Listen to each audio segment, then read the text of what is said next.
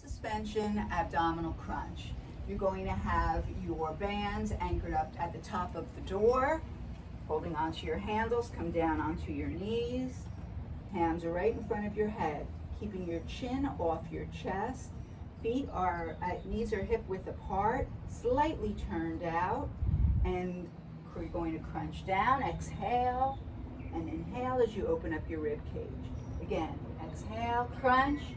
Inhale as you open up your rib cage. Common mistakes would be placing your chin to your chest or pulling from your hips. Very subtle movement, a rib to hip contraction, and come on up.